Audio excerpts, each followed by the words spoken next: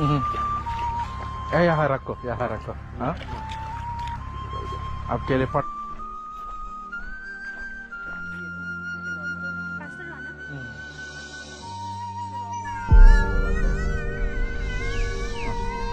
पडतं मग पडतं. మరాఠీ आहे का? ఇది దేవుడి యొక్క వాక్యము. आणि देवाचं वचन आहे.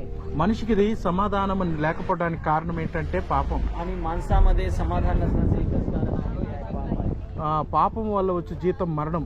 आणि पापात आहे. మనం దేవుడి దగ్గరికి వెళ్ళలేం, ఆకాశానికి వెళ్ళలేం. आपण आकाशामध्ये जाऊ शकत नाही.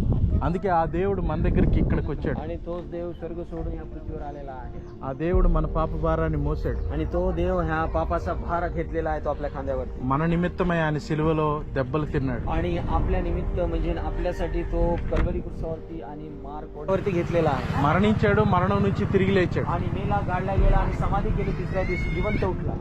ఆయన యందు విశ్వసిస్తే మీరు రక్షించబడతారు. आणि येशू ख्रिस्तावर विश्वास केला तर आपल्याला तारण मिळते. మరణం నుంచి మిమ్మల్ని విడిపిస్తాడు. आणि मृत्यूपासून आपल्याला तो काढतो बाहेर. దేవుని యొక్క సమాధానం శాంతి మీకు దొరుకుతుంది. आणि देवाचा समाधान आणि शांती आपल्याला मिळते आपल्या परिवारात. మనిషికి ఇప్పుడు సమాధానం ఇదే దేవుని యొక్క సువార్త. आणि हा देवाचा आणि शुभ समाचार आहे. ఇదిగో ఇక్కడ అంటున్నాడు, तर तुम्हाला सांगतो, जो कोणी आपल्या भावावर उगाच रागवेल तो न्यायसभेच्या शिक्षेस पात्र होईल.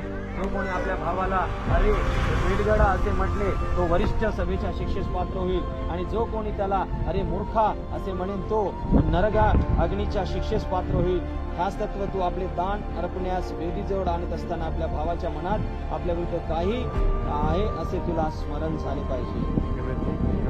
आणि 29 मध्ये 27 मध्ये वेगळे कारण त्यापेक्षा तुझ्या एका अवयवाचा नाश व्हावा हे तुझे हिताचे आहे.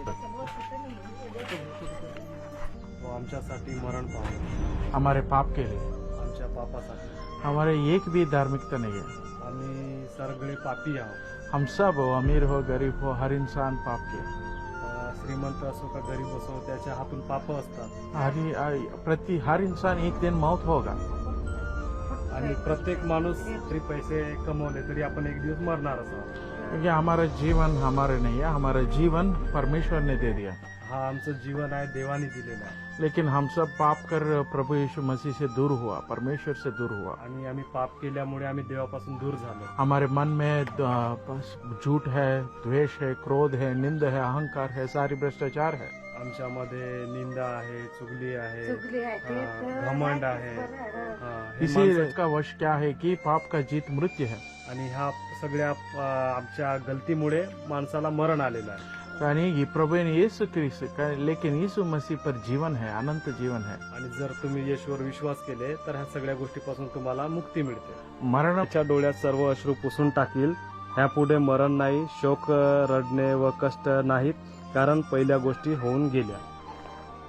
जर आपण येशूवर विश्वास करतो तर आपल्या जीवनामध्ये शांती आहे.